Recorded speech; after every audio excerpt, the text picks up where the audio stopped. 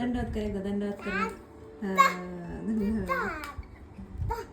आता पाणी पिण्याच्या बाबतीत तुम्हाला आळस आहे का? मला तर खूप जास्त आहे बघा, म्हणजे लक्षातच राहत नाही. फक्त जेवण केलं, नाश्ता केलं की असंच पाणी पिते, मध्ये मध्ये काही पेतच नाही आणि रात्री तर अजिबातच पेत नाही उठून वगैरे.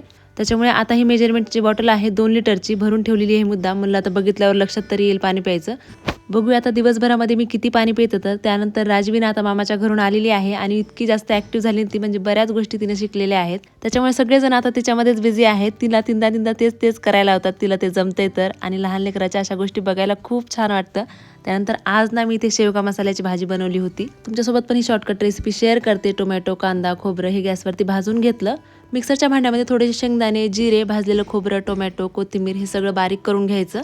कढईमध्ये तेल गरम झाले की जिरे मोहरी टाकून छान तडतडले की त्याच्यामध्ये अद्रक लसणची पेस्ट टाकायची. मिक्सरने काढलेली बारीक पेस्ट टाकून घ्यायची. ती परतून घ्यायची छान तेल सुटेपर्यंत.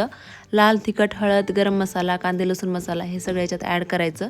ते थोडं परतून घ्यायचं. परत थोडं पाणी टाकून याला परत एकदा भाजायचं. शिजवलेल्या शेंगा टाकायच्या, पाणी हवं तेवढं टाकायचं. चवीनुसार मीठ टाकायचं. वरून कसुरी मेथी आणि कोथिंबीर टाकून छान अशी शेवगा मसाला भाजी तयार आहे.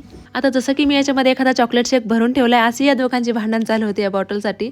मला याच्यातलं प्यायचंय म्हणून. त्यानंतर मी दिवसभरामध्ये 1 लिटरच्या जवळजवळ पाणी पिलं होतं, ते पण लक्ष करून आणि बाकीचं राहिलेलं आता जेवण करून. बाकी पाण्याच्या बाबतीत माझ्यासोबत तर असंच आहे बघा, लक्षच राहत नाही. तुम्हाला पण असं होतं का? कमेंटमध्ये नक्की कळवा. भेटूयात नेक्स्ट व्हिडिओमध्ये.